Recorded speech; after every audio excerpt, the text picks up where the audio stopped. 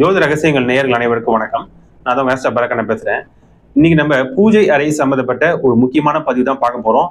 இதுல நிறைய விதமான குழப்பங்கள் இருக்கு. சில பேர் ஆளாளுக்கு ஒன்று சொல்றாங்க.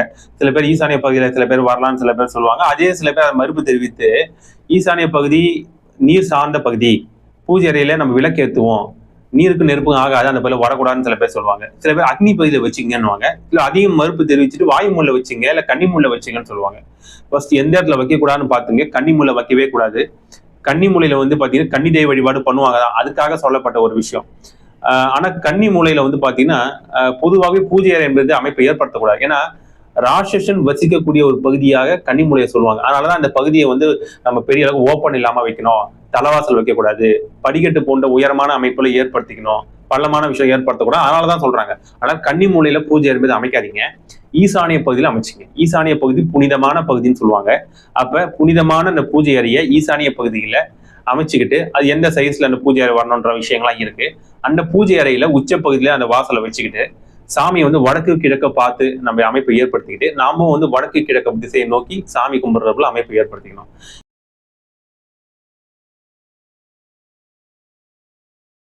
இல்ல இரண்டாம் பட்சமாக வேற எந்த பகுதியில ஏற்படுத்திக்கலாம் அப்படின்னு சொல்லி பார்க்கும்போது, வடக்கு மத்திய பகுதி குருவின் ஆற்றல் வரக்கூடிய விஷயம். சுபகிரகங்கள் குரு சுக்கிரன், அதாவது வடக்கு மத்திய பகுதியில குருவின் ஆற்றல், அந்த பகுதியில் அமைப்பு ஏற்படுத்திக்கலாம்.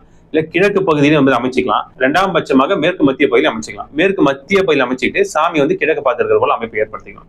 இந்த மூலைகள்லாம் பூஜை அறை ஏற்படுத்தும் பட்சத்துல அந்த இறை அனுகிரகம் முழுமையாக அந்த வீட்டுக்கு கிடைக்கும் என்பது புரிஞ்சுக்கணும்.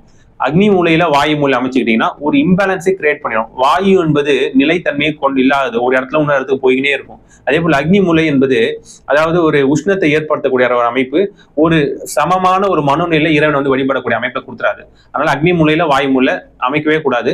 அதுக்கப்புறம் கன்னி மூலை அமைக்கக்கூடாதுன்னு சொல்லிட்டேன். தெற்கு மத்திய பகுதியில் அமைக்கக்கூடாது. தெற்கு மத்திய பகுதி யம பகுதின்னு சொல்லுவாங்க.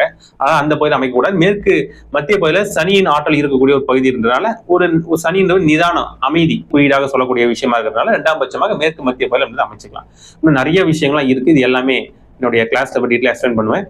ஃபர்தர் கிளாஸ் சம்பந்தப்பட்ட டீடைல்ஸுக்கு நான் தொடர்பு பேசுங்க. நன்றி, வணக்கம்.